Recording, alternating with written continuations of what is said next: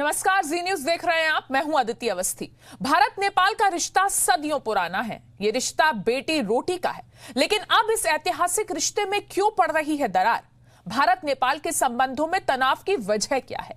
चीन किस तरह भारत और नेपाल के बीच दीवार बनकर खड़ा हो रहा है? और दोनों देशों के रिश्तों को लेकर क्या सोचते हैं नेपाल के लोग? इन तमाम सवालों के जवाब तलाशने के लिए जी न्यूज की टीम भारत नेपाल की सीमा पर पहुंची।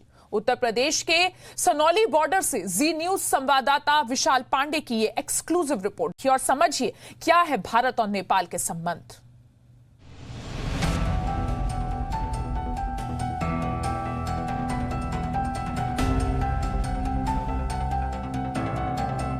भारत नेपाल संबंधों में तनाव को लेकर सबसे प्रामाणिक रिपोर्ट।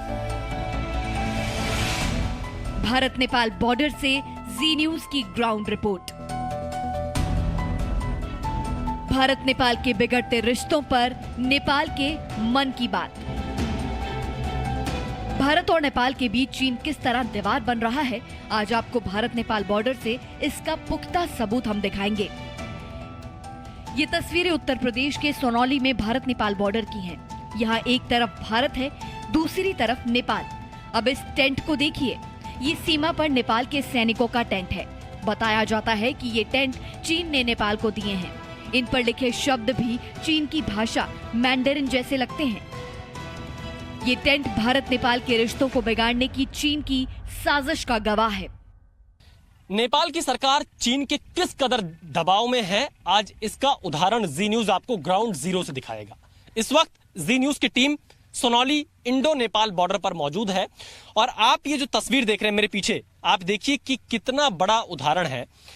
ये जो टेंट देख रहे हैं चीनी साइन बोर्ड के साथ में, ये चीन स्पॉन्सर्ड टेंट नेपाल को दिए गए हैं और नेपाल की आर्म फोर्सेस इस टेंट का इस्तेमाल यहां पर कर रही है। और इस पूरे इंडो नेपाल बॉर्डर पर इस तरह के अलग अलग टेंट नेपाल की तरफ से लगाए गए हैं, जो कि स्पॉन्सर्ड बाई चाइना है। यानी चीन के दबाव में नेपाल पूरी तरह से काम कर रहा है। और यही नहीं, ये पिछले 1 से 1.5 महीने के दौरान ही लगाए गए हैं। तो क्या जो नक्शे को लेकर कदम नेपाल उठा रहा है वो चीन के दबाव में ही है? क्योंकि ये तस्वीरें इस बात का गवाह देती हैं कि भारत की सीमा पर जहां कभी इस तरह के टेंट नहीं लगाए गए, जहां कभी इस तरह की चौकियां नहीं बनाई गई खेतों में, क्योंकि एक दूसरे देश के लोग एक दूसरे के खेतों में आते जाते रहे हैं, एक दूसरे की मदद करते रहे, लेकिन इस तरह के टेंट लगाना नेपाल के द्वारा ये दिखाता है कि नेपाल अब पूरी तरह से चीन के दबाव में काम कर रहा है। तो क्या नेपाल की सरकार को अपनी जनमानस की आवाज नहीं सुननी चाहिए? और क्या ये sponsored by China tent Nepal की बदली हुई फितरत को दिखा रहा है? और जो मौजूदा सरकार है नेपाल में, क्या वो पूरी तरह से चीन के दबाव में इस वक्त काम कर रही है? ये चीनी टेंट इसी बात पर सवाल खड़े कर रहे हैं। सवाल है कि आखिर चीन में तैयार टेंट नेपाल ने भारत की सीमा पर क्यों लगाए? क्या ये इस बात का प्रमाण नहीं है कि नेपाल चीन के जाल में फंसता जा रहा है? भारत से लोग बहुत ज्यादा संख्या में जाते हैं।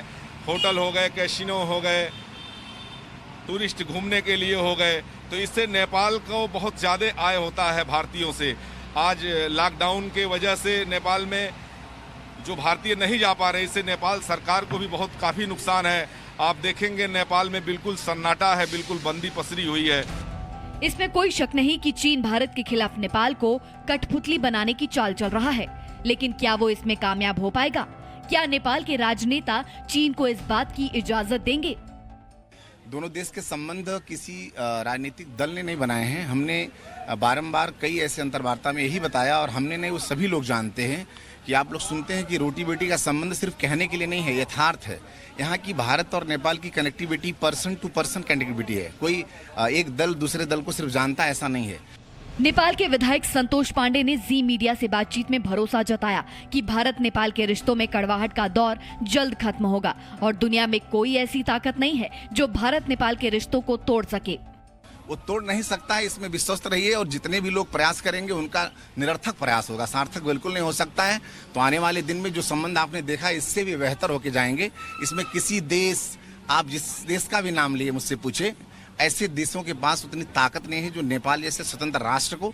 मैंने फिर कहा कि नेपाल किसी का गुलाम नहीं है, और उनके कहने पर नेपाल उकसावे में आकर किसी से भारत के साथ अपने रिश्ते बिगाड़ेगा, ये कल्पना नहीं कीजिए। ये तो बात हुई नेपाल के राजनेताओं की, लेकिन नेपाल के आम लोग क्या सोचते हैं? क्या है नेपाल की जनता के मन की बात? चीन जैसे देश भारत और नेपाल के बीच में खासतौर पर नेपाल को चढ़ाने की कोशिश करते हैं, नेपाल को बहकाने की कोशिश करते हैं, उनको आप क्या कहना चाहेंगे? क्योंकि भारत और नेपाल के रिश्ते तो बहुत मजबूत हैं, अटूट हैं, रोटी बेटी का संबंध कहलाता है। हाँ भाई साहब, ये ऐसा है, ये संबंध अभी कोई बनाया हुआ संबंध नहीं है, ये युगों से चला हुआ संबंध है, जो नेपाल और भारत का संस्कृति, धर्म, हर कल्चर के लिए ये उपयुक्त है। इसको आप लोग भी जानते हैं, हम भी जानते हैं। बिल्कुल बिल्कुल। और सदियों से बना रहा है, इसको तोड़ना किसी की हिम्मत नहीं है, किसी देश की हिम्मत नहीं है। भारत और नेपाल के बीच बेटी रोटी का रिश्ता है। भारत नेपाल बॉर्डर पर इस रिश्ते की कई मिसालें मिलती हैं। इस दंपत्ति से मिलिए, जिसमें पति नेपाल के निवासी हैं और पत्नी भारत की। भारत और नेपाल के बीच रिश्तेदारियां भी है। जो रोटी बेटी की बात कही जाती है वो यूं ही नहीं कही जाती है, उसके उदाहरण भी हम आपको दिखाते हैं। ये किसलावती देवी हैं, जो भारत की बेटी है और इनकी शादी नेपाल में हुई। आप इनके पति हैं। ये देखिए, आप नेपाल के रहने वाले हैं और ये भारत की रहने वाली है। तो क्या नाम है आपका? बिहारी लाल कुमार। बिहारी लाल जी, कब हुई थी आप लोग की शादी? और ये जो रिश्ता है कि नेपाल और भारत में एक दूसरे के गाँव में आना जाना, 8-10 साल से ऊपर। आप यहाँ भारत में कहाँ रहती हैं? कौन सा जगह है? महाराजगंज जिला। हाँ। गांव कौन सा है? छटकी में नहीं है। अच्छा, और नेपाल में कहाँ शादी हुई है आपकी? छपिया। छपिया में। क्या कहना चाहेंगे भारत नेपाल के संबंध के बारे में आप लोग? क्योंकि ये तो रिश्तेदारी भी है, घर आना जाना भी रहता है, ससुराल है। रिलेशन अच्छा रहे, ना बिगड़े, सब मिलजुल के रहे, यही कहेंगे और क्या कहेंगे। हाँ, सबका रिलेशन, नेपाल का और जो है भारत का रिलेशन बहुत अच्छा रहे, हमारा कहना यही है। वैसे जो है थोड़ी बहुत कमी कमजोरियां होती रहती हैं, लेकिन मेन तो वही है कि हमको मिलके ही रहना है। कोई मोटाव या कोई तनाव नहीं करना है। हाँ, हम लोग का इच्छा यही है। अब इस नेपाली महिला से मिलिए, जिसका मायका नेपाल में है और ससुराल उत्तर प्रदेश में।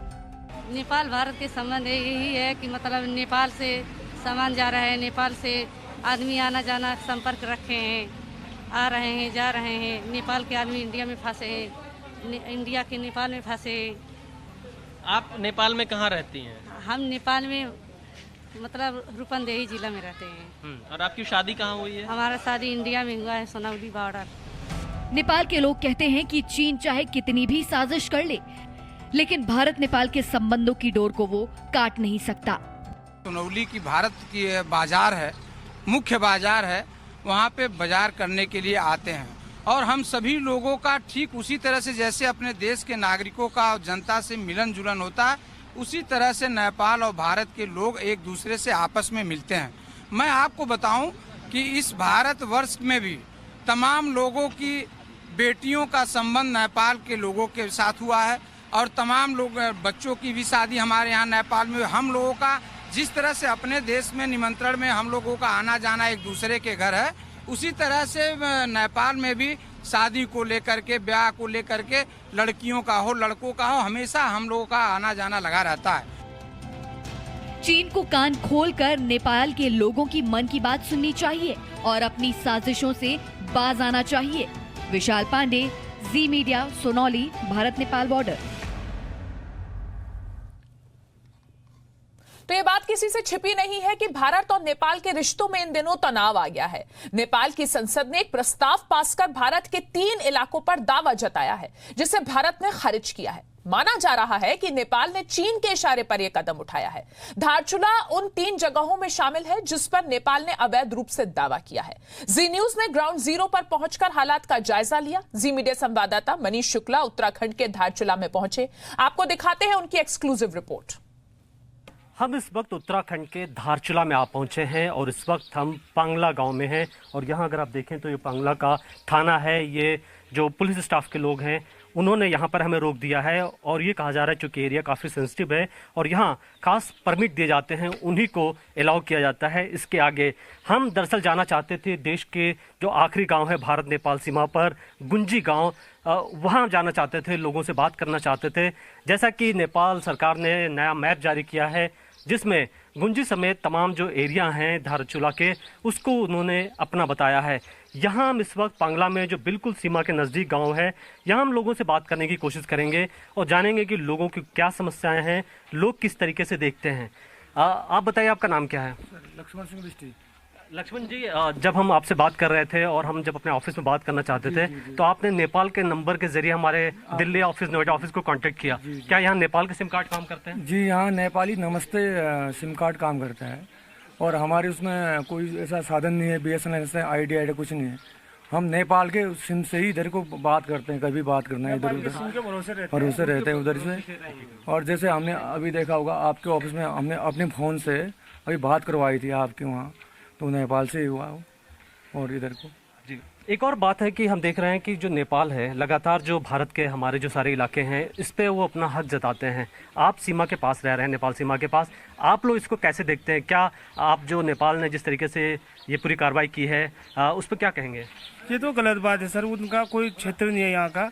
पहले जब सन 1986 में जब वो हुआ था उस समय ये उसको इंडिया सरकार ने उसको मतलब इसके बदले कहीं दिया, बनबसा खटीमा कोई जगह इनको दिया गया है इंडिया सरकार ने। खाली जोर जबरदस्ती कर रहे हैं, चाइना की चाल है, चाइना के दबाव के कारण से ये वो कर रहे हैं। Presenting B News app available on Google Play and App Store. Download it now.